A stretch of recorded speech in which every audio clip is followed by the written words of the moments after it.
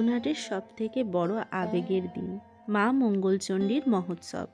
এই জায়গাটা শুধু একটা পুজোর স্থান নয়, এটা আমাদের শিকড়, আমাদের ইতিহাস, আমাদের স্মৃতি। একসময় আমাদের এই বাড়ি ছিল পুরাতন হাটে।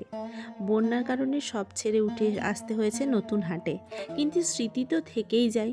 আর পুরাতন হাট আজও আমাদের ডাকে তার ঐতিহ্যের টানে। যদিও এই গ্রামে কোথায় কীরকম বাড়ি আমাদের ছিল সেটা আমাদের জানা নেই, কারণ আমি জন্মাবার আগেই আমাদের এখান থেকে চলে যেতে হয়েছিল। ঠাকুমা দাদুর মুখে শোনা। তো আমাদের মাটির বাড়ি ছিল, আর তখন এটা তো একদম নদীর পাশেই, অজয় নদীর পাশেই। তো বন্যার কারণে কিন্তু সবার বাড়ি ভেঙে গেছিলো। তো সবাই অনেকেই তখনকার সময় অনেকেই উঠে চলে এসেছিল নানা রকম জায়গায়। তো যাই হোক, এখনও জায়গাটা চিহ্নিত করে। দাদু এলে এখানে দেখায় যে আমাদের বাড়ি এখানটা ছিল। তো সেসব গল্প শুনে শুনেও বড় হয়েছি, যার জন্য জায়গাটার প্রতি আলাদাই একটা ভালোবাসা তৈরি হয়েছে। তো এই যে গাছটা দেখছো, এই গাছ বহু বছরের সাক্ষী। কোনো মূর্তি নেই এখানে, তবুও মা মঙ্গলচণ্ডীকে স্মরণ করে এই গাছকে ঘিরেই হয় পুজো। চারিদিকে ব্রাহ্মণরা একসাথে মন্ত্রপাঠ করছেন। অনেক অনেক গ্রাম থেকে বহু মানুষ এসেছে পুজো দিতে এবং প্রসাদ গ্রহণ করতে। এখানে প্রায় 30,000 মানুষের সমাগম হয়। তবুও কি সুন্দর পরিচালনা। প্রসাদের ব্যবস্থাও অত্যন্ত সুশৃঙ্খল। খাওয়ার জল, হাত ধোয়ার জল, খাবার গ্রহণ করার, তারপর কেউ বাড়িতে অসুস্থ আসতে পারছে না, তাদের জন্য খাবার নিয়ে যাওয়ারও সুন্দর ব্যবস্থা। তো সব কিছুই সুন্দরভাবে সাজানো। আর পুলিশ প্রশাসনের ব্যবস্থাও তো খুবই ভালো। আর এদিকে দেখো, চারিদিকে নানা রকমের মেলা বসেছে। কোথাও খাবারের দোকান, খেলনার দোকান, আইসক্রিম, নানা রকম। তো এই উৎসবটা কিন্তু মাত্র একদিনের, সকাল থেকে সন্ধ্যা পর্যন্ত। তারপর আবার সব শান্ত হয়ে যায়, কিন্তু মন ভরে যায় ভালোবাসা, ঐতিহ্য আর বিশ্বাসে ভরা এই দিনটা আমাদের সবার হৃদয়ে থেকে যায়। এই যে দেখতেই পাচ্ছ খাবার জায়গাটা, কত মানুষের ভিড় এবং কত সুন্দরভাবে সবাই প্রসাদ গ্রহণ করছে। আমরাও এখানে লাইনে দাঁড়িয়ে পড়েছি।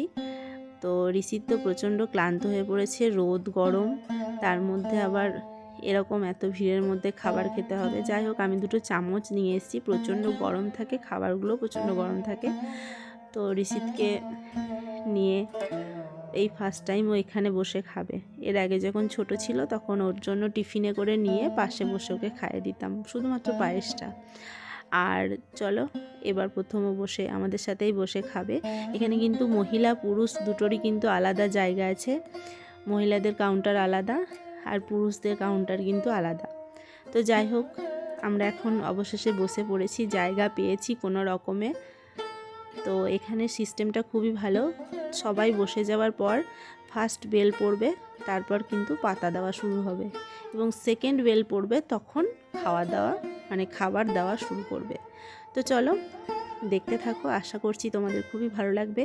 আর আশেপাশে গ্রাম থেকে যারা দেখছো তারা তো জানোই যে এখানের মাহাত্ম্যটা, তো এখানে কীরকম প্রসাদ গ্রহণ করা হয়।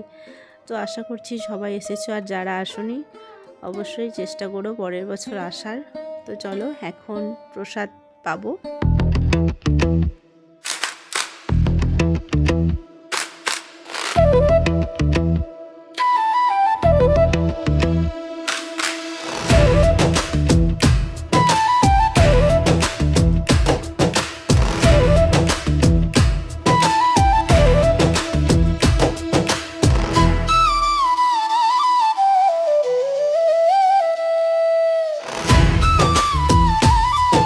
প্রসাদ পাবার পরে আমরা এখানে হাতটা ধুয়ে নিলাম। দেখো কি সুন্দর জলের ব্যবস্থা।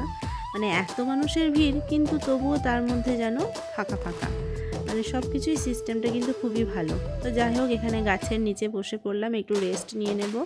তারপর আমরা একটু মেলার দিকে ঘুরবো, আর তারপর বাড়ি ফিরে যাব।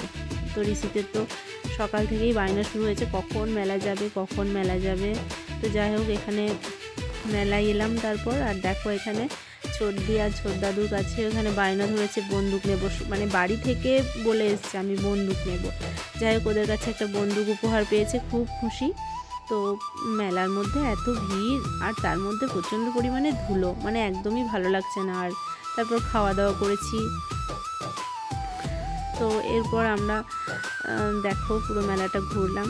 এখানে কিন্তু নানা ধরনের জিনিস পাবে, দেখতেই পাচ্ছ বঁটি, মানে কাঠের লোহার জিনিস, তারপর নানা রকমের অনেক রকমের দোকান বসে।